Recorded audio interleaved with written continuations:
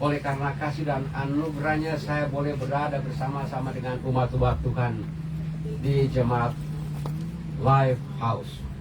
Terima kasih untuk kesempatan mengundang kami. Kalau Ibu Rumami tadi menyampaikan ini jemaat yang kecil, itulah satu kerinduan saya bersama istri. Waktu kami boleh melayani pekerjaan Tuhan, kami paling senang pergi ke tempat-tempat yang terpencil. Amen. Karena saya yakin dan percaya iman kami semakin dikuatkan melalui jemaat-jemaat yang kecil. Amen. Saya yakin jemaat ini memberikan satu manfaat yang besar dalam kehidupan rohani pribadi kami sendiri. Amen. Saya bersyukur kepada Tuhan oleh karena hari ini saya boleh ketemu dengan Ibu Rotin Sulut. Kira-kira 25 tahun yang lalu, waktu kesempatan yang pertama saya berada di Amerika, mereka menjemput saya di New Jersey. Terima kasih Ibu. Saya masih hidup. Saya masih ada. Terima kasih banyak. Dan terima kasih untuk segala kebaikan yang ditunjukkan kepada saya secara pribadi. Kemudian saya sampaikan kepada Ibu Sumati waktu itu. Dia bingung. Dia bingung. Wow. Dan terima kasih banyak. Terima kasih banyak juga saya boleh ketemu dengan Saudara Joy. Ini adalah keluarga kami. Kami berasal dari Pasok, saudara-saudara. Saya, keluarga Rumandi, kami berada bersama-sama asal dari Pasok. Dan kami boleh ketemu di pinggir Pasok hari ini juga. Jadi itulah kebanggaan kami. Kami datang dari Danau Tondano, datang di sini. Sudah beberapa hari mereka sampaikan bahwa di sebelah sini ada danau bagus sekali. Dan ternyata Tuhan izinkan saya berada di tempat ini. Amen. Saya bersyukur kepada keluarga Rumandi. Salam dari Jemaat Eris. Amen. Yes. Jemaat Eris Jemaat Eris merupakan salah satu bagian daripada keluarga Rumandi. Ada banyak lansia di sana yang memberikan salam kepada keluarga Rumandi. Saudara-saudara yang kekasih dalam Tuhan, saya juga boleh berterima kasih kepada Saudara Jeffrey yang selalu dengan senang hati waktu berada di Manado dan sampai di sini tetap gaya yang sama. Mudah, senyum-senyum. Betul sekali. Nggak berubah. Ini Bapak dan Ibu Rumandi itu luar biasa bagi kami berdua. Terima kasih banyak telah memberi diri bagi kami. Saya juga lihat ada anak dari keluarga unsur Londa. Orang tua mereka dekat sekali dengan kami. Ya. Waktu mereka berjabat di sana, kami sering ketemu dengan mereka. Mereka membantu pekerjaan Tuhan di berbagai tempat. Dan keluarga besar Londa bagi saya juga pribadi, Opa, masih saudara. Paling dekat dengan kami karena kami lama bekerja di Minahasa Selatan. Iya, Minahasa Selatan. Baik Opa, ya, Saudara Yosi, kakak beradik semua dekat dengan kami. Saya memulaikan pekerjaan Tuhan pertama kali saya tamat di tahun 76. Saya menjadi guru di SLA Kawangkoan. Jadi waktu ketemu dengan Saudara Yo Cerai bersama istrinya Sinjetiai, mereka langsung cari saya, ketemu saya. Aduh, kita PCR dulu. Karena waktu itu saya mengajar di kelas 3 SMA. Jadi saya bawa mereka waktu ujian di Kawangkoan. Kemudian ada yang disebut kalau sesudah ujian maka semua calon-calon yang mau ditamatkan harus DP nama itu ya ujian negara kan. Kami harus bertempur dengan semua pegawai negeri untuk mendorong supaya kami yang ada di SLA bisa 100% lulus. Dan puji Tuhan waktu itu ada kepala sekolah dari Languan, Bapak Tarore. Kami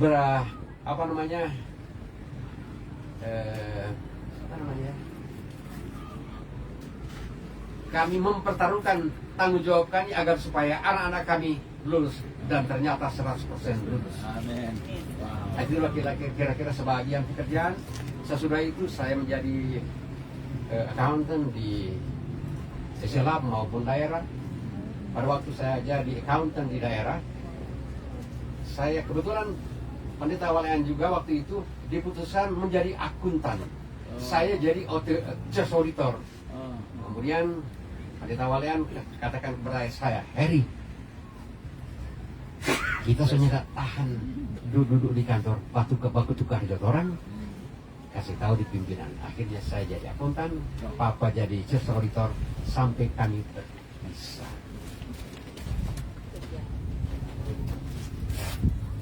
Terima kasih Saudara Stephen, ya sudah menolong kami juga.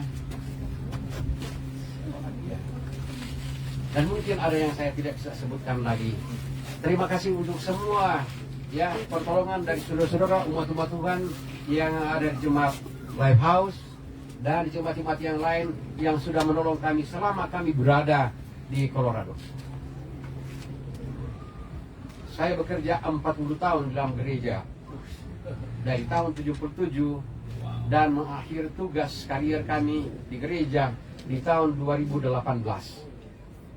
40 tahun jadi akuntan, guru dan akuntan di daerah Minahasa, di SLA, di Tomohon, bendahara di Tomohon selama hampir 8 tahun, pindah di Manado sekitar 6 tahun, pindah ke Unclub sekitar 6 tahun, bendahara di sana PR2, kemudian jadi bendahara di Uni kira-kira hampir 16 tahun. Ada pendeta Saulia, pendeta Sepang, pendeta Sakul, kemudian saya mengakhiri tugas di Rumah Sakit Advent. Saya bersama Ibu Rumambi berada di PAL 2, saya bendahara, Ibu Rumambi sebagai kasir di sana lama, kemudian kami berpisah. Waktu itulah Saudara Rain hijrah ke Amerika. Dan kita masih ada sampai hari ini. Amin. Jadi saya bersyukur kepada Tuhan oleh karena pernah melayani Tuhan selama 40 tahun dalam organisasi gereja.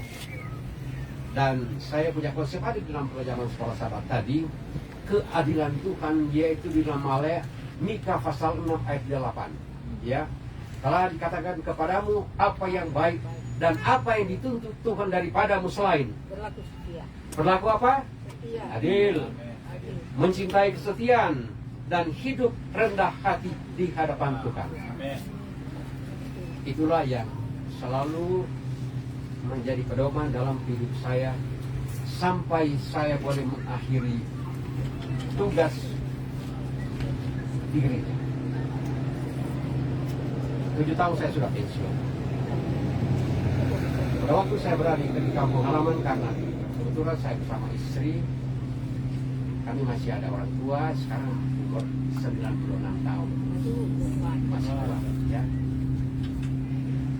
Saya belum masuk di dalam khotbah setengah jam, setahu kan? Apa? Sependek saja. Dalam berbagai karya dalam pengalaman saya sebagai hamba Tuhan, saya sering menyanyikan lagu ini. Ini lagu saya waktu saya boleh melayani Tuhan.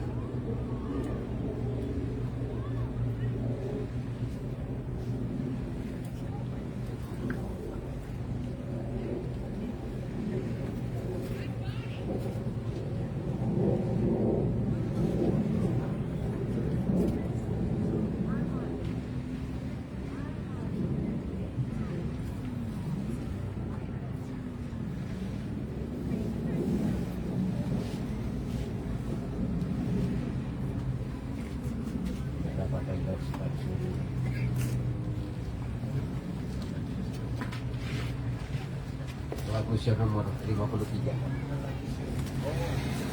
Steve ada. Ini aja Pak. Oh, ada ini. Oke.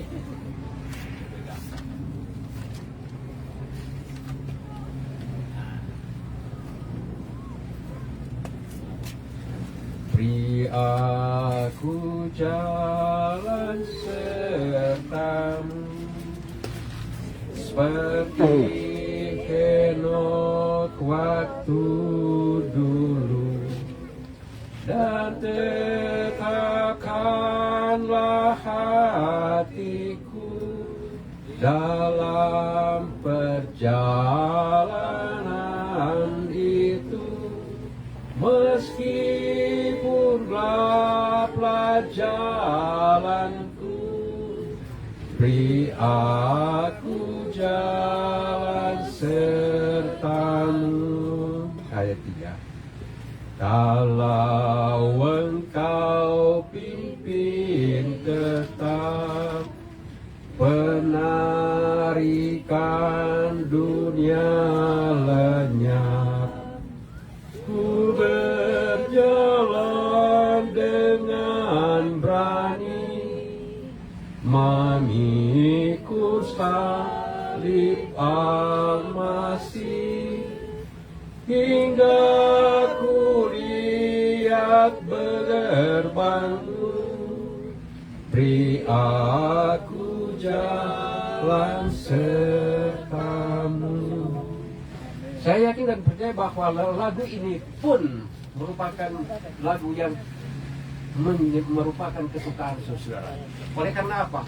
Kita punya satu rencana yang besar, yaitu tentang keselamatan. Saya punya rencana bersama istri pada tanggal 25 kami harus kembali ke rumah. Tapi apa yang terjadi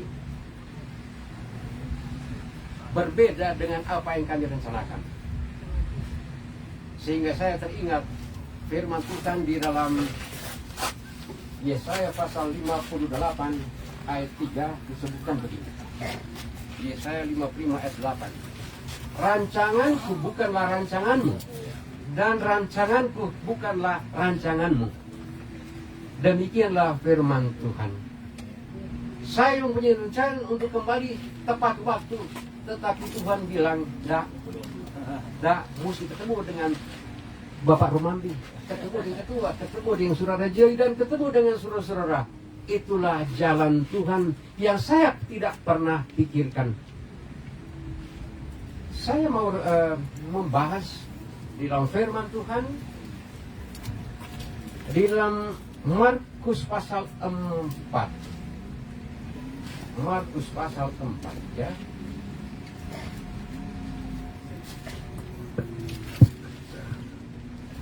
Di dalam buku Markus pasal 4 menceritakan beberapa perumpamaan. Pertama, ayat pertama sampai 20 dia berbicara tentang penabur. Yang kedua, di dalam ayat 21 sampai 25 dia berbicara tentang pelita. Yang ketiga yaitu benih yang tumbuh. Yang keempat, biji sesawi. Dan ditutup dengan peristiwa di Danau Galilea. Peristiwa yang terjadi di Danau Colorado. Di dalam saya mau ambil yang saya tekankan, yaitu di dalam Markus pasal 4 ayat 20. Disebutkan begini, ya. Dan akhirnya yang ditaburkan di tanah yang baik, yaitu orang yang mendengar dan menyambut firman itu lalu berbuah. Ada yang 30, ada yang 60, ada yang 100 kali lipat. Saya yakin bahwa di dalam ayat pertama sampai 19 itu tidak perlu kita bahas. Tetapi yang kita bahas di dalam ayat 20 bahwa kita berada di tanah yang baik, tanah yang subur, menghasilkan buah yang baik. Saya pernah menanam pohon, beberapa pohon alpukat. Saya tanam di tanah yang subur. Dia bertumbuh subur. Kira-kira 5 tahun yang lalu. Kemudian waktu berbuah, sebelum saya datang di Amerika, saya coba memperhatikan, buah banyak. Ini tanah yang baik. Yang satu ini buah banyak sekali. Yang kedua ini kurang banyak. Yang ketiga ini sedikit. Saya coba memperhatikan. Yang satu ini, ya ketiga pohon ini saya semprot dengan pestisida, racun, ya. Tapi pertumbuhannya berbeda. Yang satu subur sekali, buahnya banyak. Yang kedua kurang buahnya. Yang ketiga lebih sedikit. Sesudah saya memperhatikan bahwa sesungguhnya yang satu ini tidak pernah ada serangga. Yang kedua ini ada serangga. Yang ketiga ini lebih banyak semut dan serangga-serangga yang lain. Sehingga menyebabkan pertumbuhan pohonnya itu lebih kerdil sedikit. Saudaraku yang kasih dalam Tuhan, di dalam ayat-ayat ini mengungkapkan bagaimana perjalanan umat Tuhan.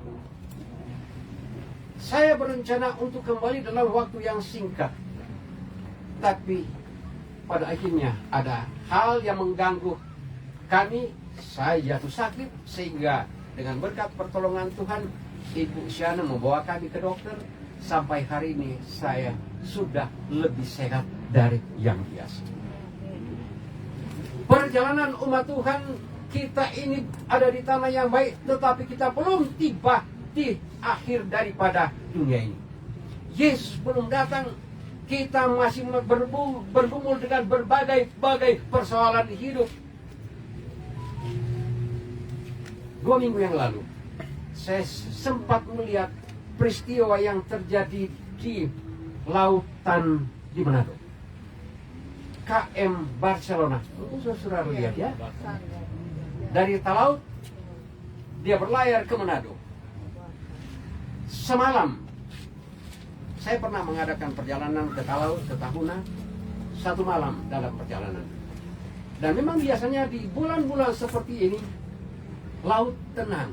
Kalau di bulan Oktober, ini Ibu Rumami tahu sekali kalau bilangan lautan. Di bulan-bulan Oktober itu biasanya badai pengamuk. Jadi bulan-bulan Oktober biasanya pelaut itu mereka parkir. Tapi bulan-bulan seperti ini mereka melaut karena angin tenang.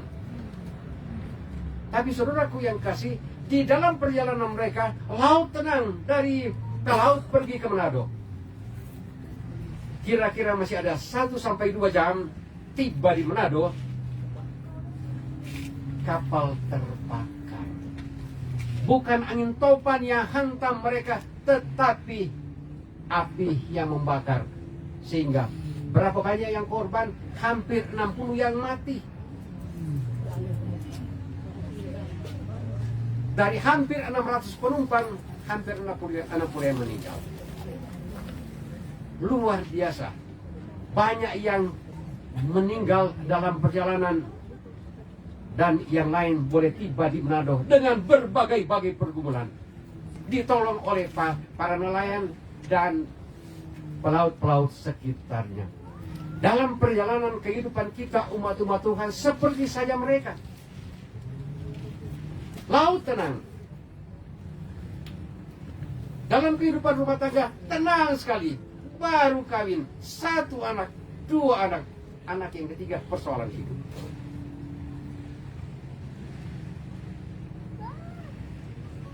Dalam kehidupan berumah tangga punya anak, sekolah di Universitas Kelabat, sekolah di Amerika, persoalan keuangan. Kalau di Colorado ini saya melihat tidak ada persoalan keuangan.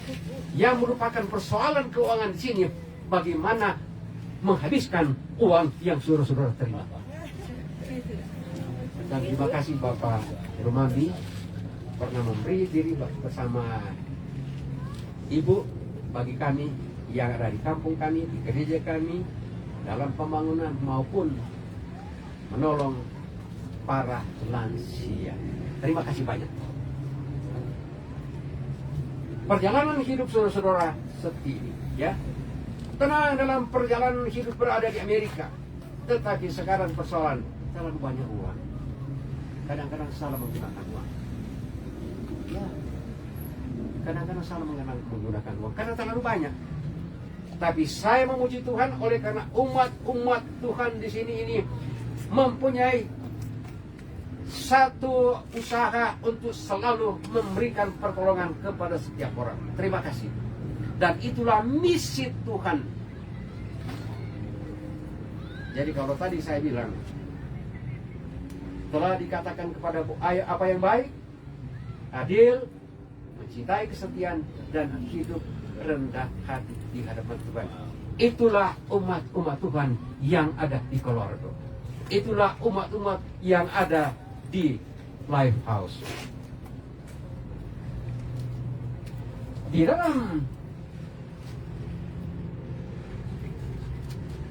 pasal 4 ini, saya mencoba mau lihat apa yang terjadi di dalam pasal 4 ayat ke-35 disebutkan begini. Pada hari itu, waktu hari sudah petang, Yesus berkata kepada mereka, "Mari kita bertolak ke seberang." Mereka meninggalkan orang banyak itu lalu bertolak dan membawa Yesus bersama dengan mereka dalam perahu di mana Yesus telah duduk, dan perahu-perahu lainnya menyertai dia. Jadi bukan cuma satu perahu, ada banyak pengawal.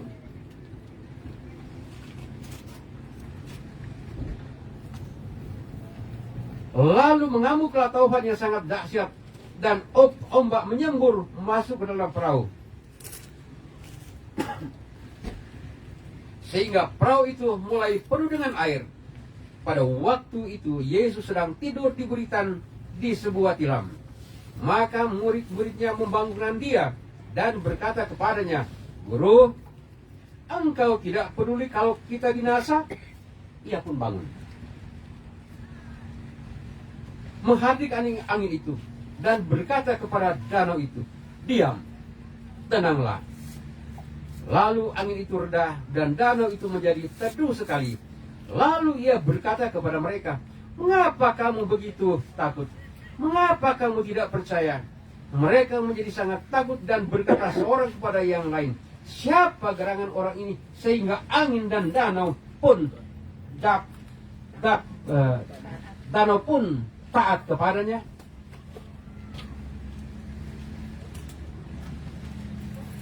Murid-muridnya bersama dengan Yesus dalam satu perahu.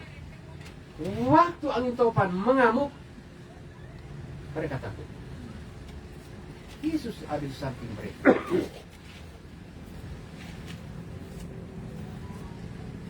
Mengapa mereka takut? Oleh karena mereka takut jangan-jangan melalui angin topan ini mereka akan bisa tenggelam. Yesus katakan kepada mereka, "Mengapa kamu kurang percaya?" Saya teringat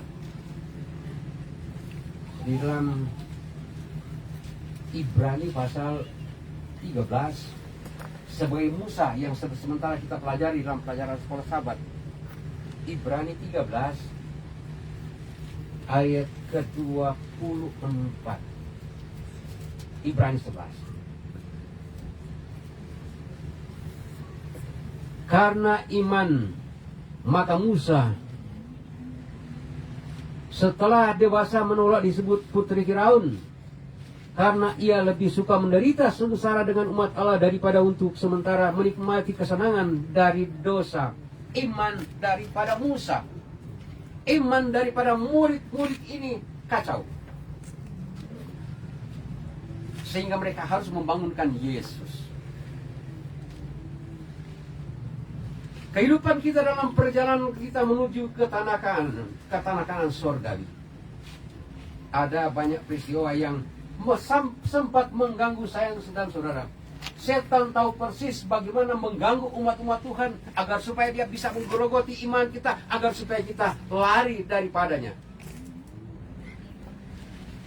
Tapi yakinlah, firman Tuhan memberikan kekuatan iman kepada kita, ya. Walaupun begitu banyak persoalan yang kehidupan kita bukan hidup berjalan semulus mungkin seperti apa yang kita mau harapkan.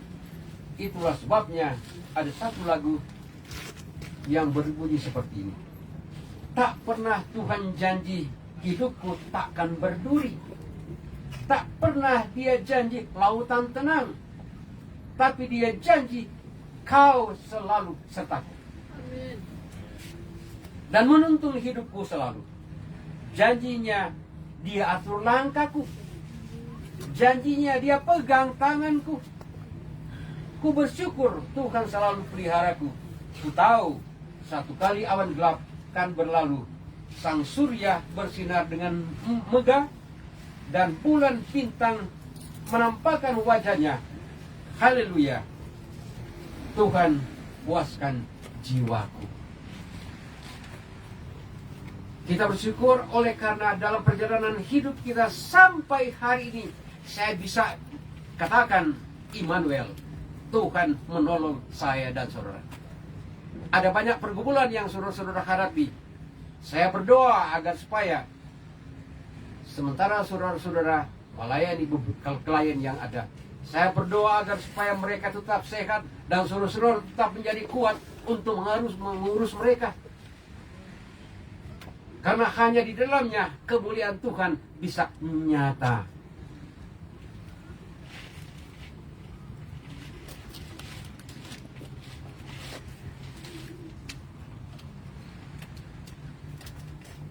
Persoalan hidup, dia tidak akan berhenti, saudara. Dari hari lepas hari, dia akan selalu muncul dalam kehidupan kita. Masalah setiap saat akan muncul. Hamba-hamba Tuhan, bukan sedikit persoalan yang mereka hadapi. Saya melayani 40 tahun, bukan sedikit persoalan yang hadapi sampai saya boleh tiba di finish. Tapi saya yakin dan percaya, dalam perjalanan hidup, dalam melayani Tuhan, Tuhan selalu berada di samping. Di satu waktu, di tahun 2003, ada demonstrasi besar. Banyak umat-umat Tuhan datang di kantor untuk demonstrasi. Ada persoalan yang terjadi di sana waktu itu. Dan waktu itu ada satu yang sempat telepon, Pak Sumanti ya? Yes. Gimana Pak? Saya ada di kantor. Bapak, hati-hati. Ada seorang yang membunuh Bapak. Cerita mati. Ini bahaya, ancaman saudara. Tapi apa yang terjadi? Di kantor ini waktu itu yang rumah sakit sekarang, ada di tingkat 3 ada ruangan doa.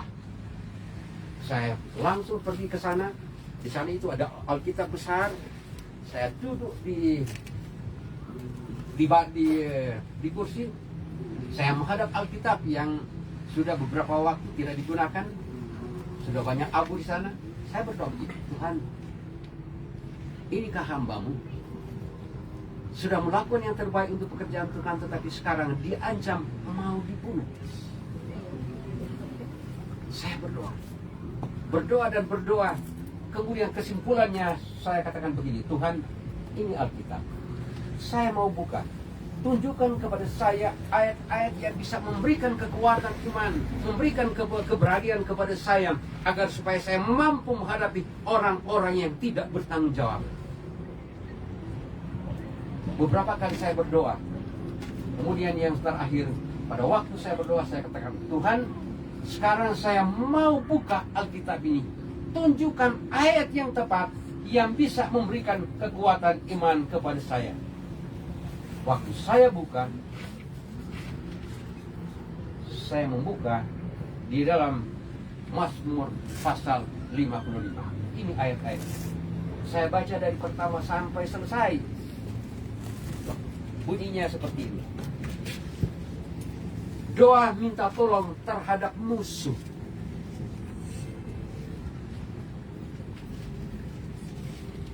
Untuk memimpin biduan dengan permainan kecapi, nyanyian pengajaran Daud. Ayat 2. Berilah telinga ya Allah kepada doaku. Janganlah bersembunyi terhadap permohonanku. Perhatikanlah aku dan jawablah aku. Aku mengembara dan menangis karena cemas, karena teriakan musuh, karena aniaya orang fasik. Sebab mereka menimpakan kemalangan kepadaku, dan dengan geramnya mereka memusuhi aku. Saya berhenti sejenak, merenungkan ayat ini. Sesudah itu saya baca terus. Hatiku gelisah. Kengerian maut telah menimpa aku. Aku dirindung takut dan gentar. Perasaan seram meliputi aku. Pikirku, sekiranya aku diberi sayap seperti merpati, aku akan terbang dan mencari tempat yang tenang.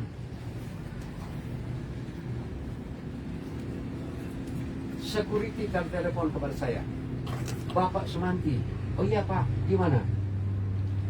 Pak, mobil Bapak ada di sini. Iya, kenapa Pak? Saya mau jaga. Kenapa? Ada yang mau bakar mobil saya. Saya bilang terima kasih Om. Terima kasih. Sesudah saya bilang terima kasih, saya lanjutkan lagi ayat ini.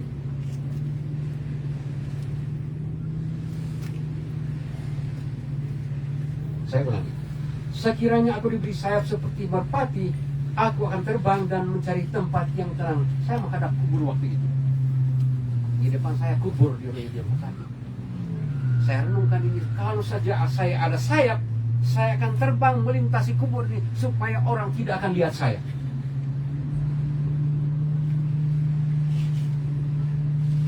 Bahkan aku akan lari jauh-jauh dan bermalam di padang gurun. Aku akan segera mencari tempat perlindungan terhadap angin ribut dan badai. Ayat 10. Bingungkanlah mereka, kacaukanlah mereka, pecahkan mereka ya Tuhan, sebab aku melihat kekerasan dan perbantahan dalam kota. Saya tinggalkan.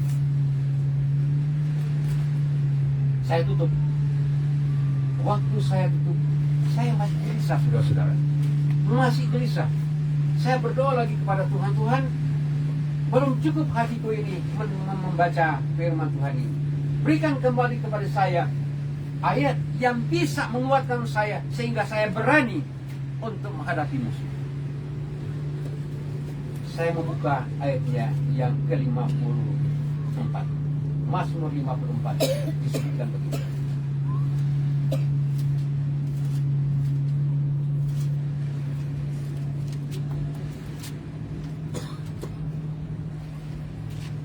Bunyinya seperti ini. Doa dalam menghadapi musuh. Untuk memimpin biduan dengan permainan kecapi. Nyanyian pengajaran Daud ketika orang Sifi datang mengatakan kepada Saul, Daud bersembunyi kepada kami. Ayat 3. Ya Allah, selamatkanlah aku karena namamu. Berilah keadilan kepadaku karena keperkasaanmu. Ya Allah, dengarkanlah doaku. Berilah telinga kepada ucapan mulutku, sebab orang yang angkuh bangkit menyerang aku. Orang-orang yang sombong ingin mencabut nyawaku. Mereka tidak memperdulikan Allah. Ayat 6. Sesungguhnya Allah penolongku, Tuhanlah yang menopang aku. Saya tutup. Saat saya tutup, saya mempunyai keberanian, saudara. Saya berkata kepada Tuhan, ini adalah hamba-Mu Tuhan. Kalau aku akan mati di ujung tombak karena orang jahat sekalipun, aku menjadi seorang pahlawan beriman. Kira-kira jam 4, security telepon. Pak Eri, itu oto-oto sok pulang semua, soalnya ada orang di lapangan. Pulang, Jo. Tepat jam 4, saya keluar dari ruangan. Saya lihat di halaman kantor ini tidak ada lagi orang. Saya keluar, saya pulang ke rumah dengan penuh keberanian. Tuhan ada penolongku dan Dia menolong aku dalam kesesakan.